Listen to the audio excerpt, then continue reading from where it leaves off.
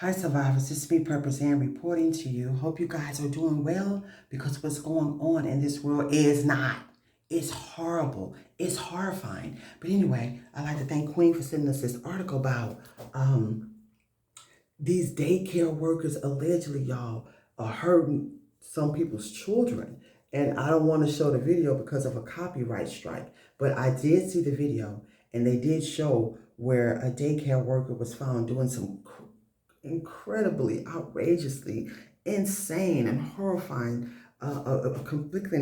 inflicting abuse on a child. And y'all, these stories are all, they happen so oftenly. And also in nursing homes, we hear about, stories of people, loved ones being abused. But nowadays, it's more than ever because of all this craziness that's going on in the world. People are losing their minds by the day. People are having all types of situations going on at home.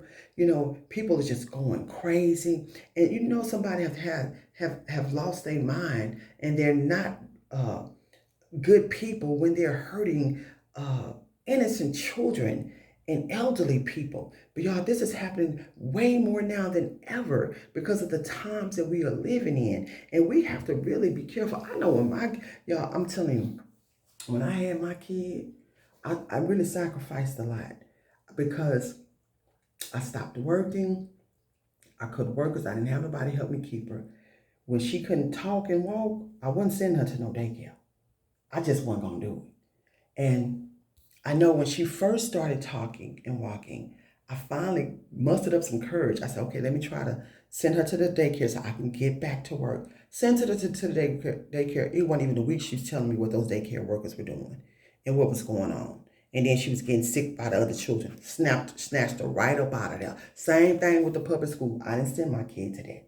I did it once or twice just to see what level she was on and when she was graduating so she can get, the paper and whatnot, and so they can give her credentials in regards to her GPAs and stuff like that. She gets scholarships and things of that nature. Other than that, I homeschool mine.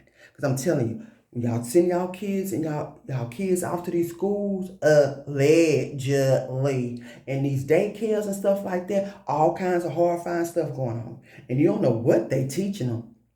You need to teach your own kids. You can send them to school all day long if that's your preference. I know a lot of people don't have a choice. You have to send your children to school because they make the law so bad if you don't. But you make sure you're giving them curriculum.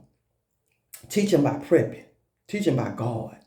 Teach them about, things to do to survive and how to make money and things like that. But what I'm saying is a lot of bad things are happening to people who are sending their kids to these daycares and to these schools. Not only are they dealing with other children, bullying them, but they're dealing with insane caregivers, supposed to be caregivers, who are devil worshipers. Okay, nothing godly about abusing a child. There's nothing godly about abusing the elderly. Nothing at all.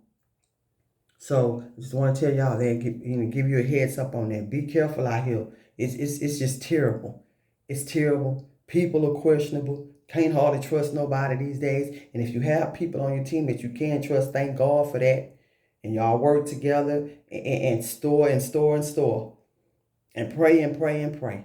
Because we living in some very dark and evil times, y'all. I'm telling you, it's so dark and evil. I got to the point I try to avoid people as much as possible, even some family members, who are into dark things, because the devil is seeking who he can devour. And the devil comes to steal, kill, and destroy. And the devil not even loyal to their worship, to his worshipers. People doing demonic stuff and devil work and all this kind of stuff. Devil gonna turn on them. But I'm telling y'all, it's a lot of bad things going on out here.